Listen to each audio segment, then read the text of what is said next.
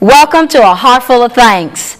We are so pleased to have with us today Kenneth Robertson. Hi, Kenny. Welcome to the show. How you doing, Sharon? I'm fantastic. Yeah, I am too. Kenneth is a producer, and you wrote a song, and I'm so excited about the fact that you're in our studio today, all the way from Atlanta, Georgia, Right. so that we can talk about you Right. as a producer Right. and writer. Right. Well, let's start off with some questions Okay. that some of our viewers wrote in that knew you were coming on to the show. Okay. They wanted to know, where were you born, and do you have sisters and brothers? I was born in Gunnison, Mississippi. I'm from the Delta. And I have two children. I have a son and a daughter. Both of them lives in Georgia. My daughter, Keisha, she lives in Milledgeville, and my son also too. And he's a professional musician. He's a drummer and a keyboard player. And I have two brothers, Lawrence Robinson in Memphis, Tennessee, and Hilton Jones of Memphis, Tennessee. And I have two sisters, Shirley Robinson of Baltimore, Maryland, Okay. and Diane Robinson of Hazelhurst, Mississippi. Wonderful, wonderful. Another question, what inspired you to write the song? Well, it's very deep, and sometimes when I think about it, tears come to my eyes. But one of the reasons I wrote it, I was in school. I was a teenager in school, probably around about 16 years old. Okay. And we had a basketball game one night at the school. So when the ball game was over with, we all went up in town. We always called it the low end of town, which was in Rosedale, Mississippi. And when we went down there, you know, back then, those days, you could get a big quarter bill for 50 cents, you know. We all thought we was about wrong. We had our bill, you know, sitting there drinking. And this black guy came in, and he wasn't bothering nobody. He was talking to himself, and he was using profanity, but it wasn't nothing out of the ordinary. And we didn't pay him no attention, and so this black police came in there. He could have stopped him if he had wanted to, but he didn't. He went and got this white police. White police came in there. He didn't ask us anything. He took that pistol out. He went to beating that man across the head with that pistol, so beating him with the trigger part of it. He went to beat that man across the head with that pistol, so that pistol went to smoke, and I thought it was going to go off. My goodness. Yeah, one of my friends said, "Hey, Kenneth, won't you help the man?" I told him, "Are you crazy? He already beat that man upside the head. You think I'm going to let him beat me upside mine?" What year is this? This was in 1966. Wow. And what made it so bad, he wouldn't even take the man to the doctor.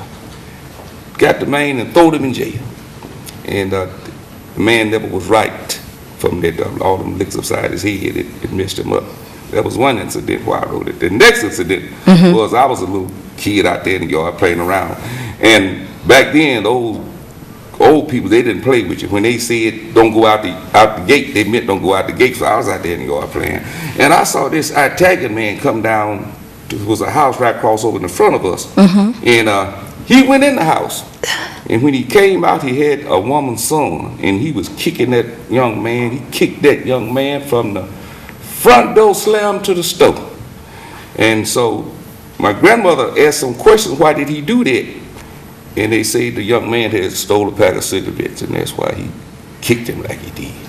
So it's some stories that I could really tell. I just can't get into it. But I done seen some awful things in my life. And I'm going to say this and we'll go further. The one reason why I hate to see our young people killing each other, it's a shame. We need to come together and love one another. We out there shooting and killing each other and taking some kind of a game. We already being punished enough. And it's just really sad to see how they just killing each other. I'm telling you, there's more power when we unite together and reveal truth. Right. Because it really boils down to one thing that can break this evil, and that's love. That's love. The power of love is what changes things. That's right. Well, let's continue on. Okay, all right. Okay, what was the name of the recording studio you recorded the song at? The name of the recording studio was Capricorn. Capricorn Recording Studio out of Macon, Georgia. Those were the such artists as James Brown, Otis Redding, Allman Brothers, Little Richard.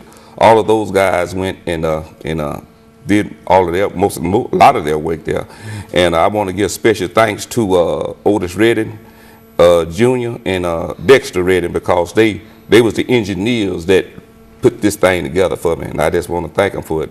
And I thank Capricorn, but Capricorn don't exist no more. It's going out of business. I see. It's going out of business. And the person, the artist that wrote the song, you want to give some accolades to him? Oh yes, he's a good friend of mine. We used to be in a gospel group together. He played bass guitar and I was on drums. His name's Eddie Lowe, and he's a very good friend of mine. And God put on my heart to ask him to sing this song for me, because I know the guy could sing. Awesome. And so yeah, so he's a real good friend of mine, Eddie Lowe. He got a wife named Betty, and he got a couple of kids. I think one of them is Sean, and he got a daughter. Yeah. So what is your plans for the future? Well, I'm writing a screenplay. Awesome. Yeah, writing a screenplay. I'm going to see what can I do with it. I'm going back to Atlanta and see if I can get in touch with Tyler Perry. I have a cousin that's an actor that lives in California. She told me to go to Atlanta and see if I can find Tyler Perry and say, see, can he help me? Say, if he don't help me, he knows somebody that can do it. So I'm going back to Atlanta and see if I can connect myself with old Tyler Perry. That is fantastic. We claim that right now, that you do make that connection. We also want to say, Kenneth, as a producer, we recognize your artist, Eddie Long. Eddie Lowe. Eddie Lowe. L-O-W-E. L-O-W-E. Wonderful. And the song title is Let Us Be Free. Let Us Be Free. Let Us Be Free. So listen, everybody, we're going to get ready to play the song. Sit back, relax, and enjoy.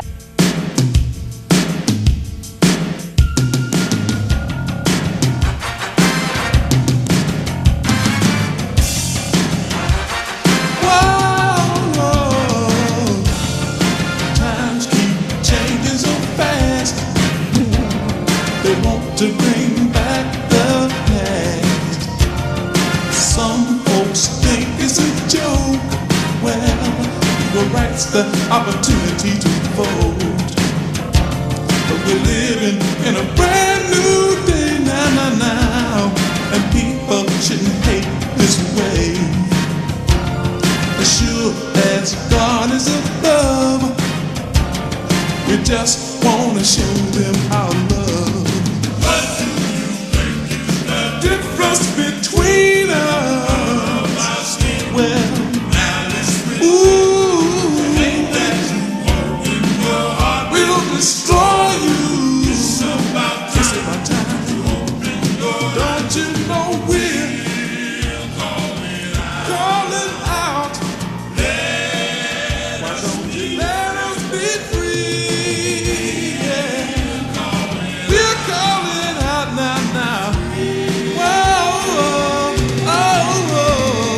free. All right. We've been listening to Let Us Be Free. And we have the producer in the audience in our studio, Kenneth Robinson. Right. And it's such a pleasure to have everybody listening to this wonderful song. And you did this in what year?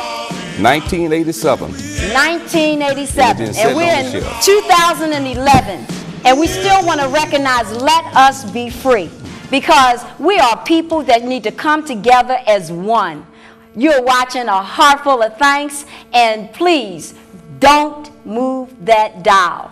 We'll be back. That's your contact information.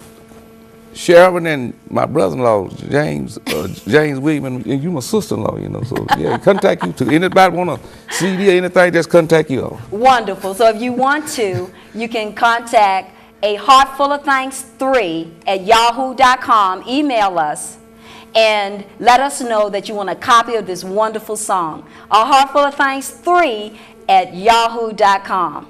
Okay, we'll be back.